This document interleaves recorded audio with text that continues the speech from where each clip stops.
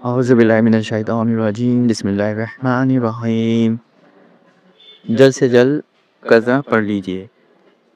جس کے ذمہ قضا نمازیں ہو ان کو جلد سے جلد پڑھنا واجب ہے، مگر بال بچوں کی پرورش اور اپنی ضروریات کے فراہمی کے سبب تاخیر جائز ہے، لہذا کاروبار کی کرتا رہے اور فرض کا جو وقت ملے اس میں قضا پڑھتا رہے یہاں تک کہ پوری ہو جائے۔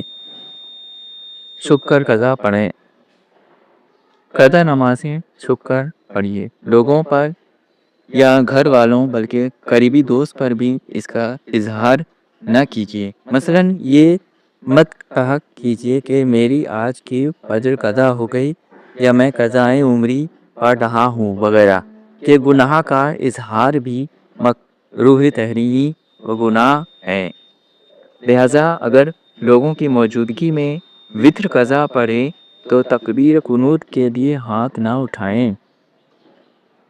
جمعۃ الوداع میں قضائے عمری۔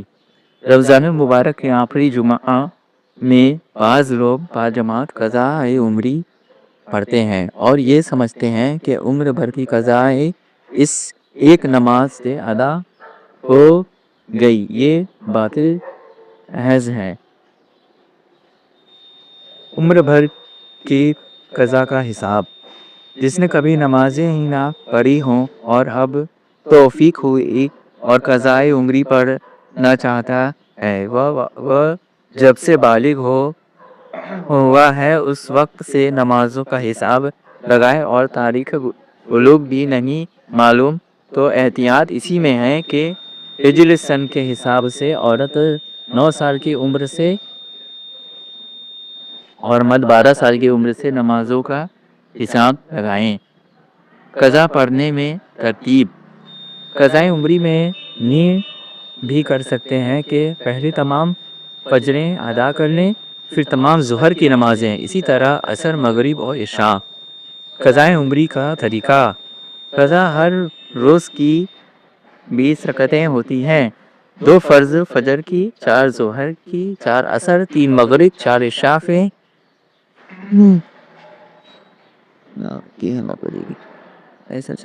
اور 3 وتر۔ نیت اس طرح کیجیے، مثلا سب سے پہلے فجر جو مجھ سے قضا ہوئی اس کو ادا کرتا ہوں۔ ہر نماز میں اسی طرح نیت کیجیے۔ جس پر بخسارت قضا نمازیں ہیں وہ آسانی کے لیے اگر یوں بھی ادا کریں تو جائز ہے کہ ہر رکوع اور ہر سجدے میں 3 بار سبحان ربی العظیم، سبحان ربی الاعلیٰ کی جگہ صرف ایک بار کہیں، مگر یہ ہمیشہ اور ہر طرح کی نماز میں یاد رکھنا چاہیے کہ جب رکوع میں پورا پہنچ جائیں اس وقت سبحان کا سین